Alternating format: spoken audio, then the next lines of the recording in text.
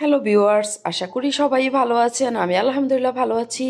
এই যে দেখতে পাচ্ছেন সাধারণ একটা সবজির রেসিপি আপনাদের সাথে শেয়ার করব, আমি যেভাবে সবসময় সবজিটা রান্না করি। তো চলুন দেখে নিই। এখানে আমি লাউ অর্ধেকটা কেটে নিয়েছি, আলু টুকরা করে দিয়ে দিলাম, মিষ্টি কুমড়া টুকরা করে দিয়ে দিলাম, আর লাউটা কিন্তু আগেই ধুয়ে নিয়েছি। এখানে 3 টেবিল চামচের মতো তেল দিয়ে পেঁয়াজ কুচি 2টা দিয়ে দিলাম, তেজপাতা ছিঁড়ে একটা দিয়ে দিলাম।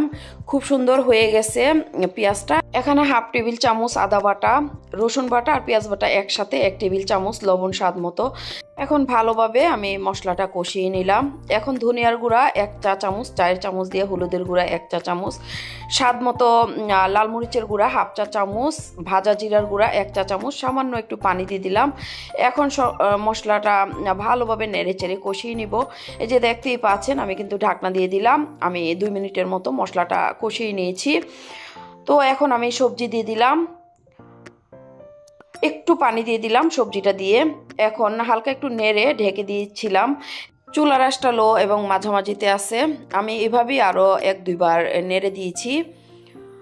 তো এখন সবজিটা কিন্তু প্রায় হয়ে গেছে। এখানে আমি লাস্টে টমেটো দিয়ে দিলাম 3টা। তো সবার লাস্টে এখন কাঁচামরিচ দিয়ে দিলাম, মুখটা একটু কেটে 4-5টার মতো, সামান্য একটু টেস্টিং সল্ট দিয়ে দিলাম। তো আমার সবজি কিন্তু দেখতেই পাচ্ছেন একদম হয়ে গেছে। আমি সবজিটা 20 মিনিটের মতো রান্না করেছি। একদম মাখো মাখো একটা সবজি হয়ে গেছে। ধনেপাতা দিয়ে চুলাটা অফ করে দিলাম। সাধারণ একটা সবজি হয়েছে। তো সবাই আমার মতো এইভাবে ঝটপট সবজি রান্না করে খাবেন। আর শীত মানেই হচ্ছে সবজি, আর শীত ছাড়াও কিন্তু আপনারা এভাবে পেঁপে দিয়েও সবজিটা রান্না করতে পারেন, সেম এরকম। তো আশা করি আমার ভিডিও ভালো লেগেছে। যদি ভালো লেগে থাকে লাইক কমেন্ট করতে ভুলবেন না। সবাই ভালো থাকবেন। আল্লাহ হাফেজ।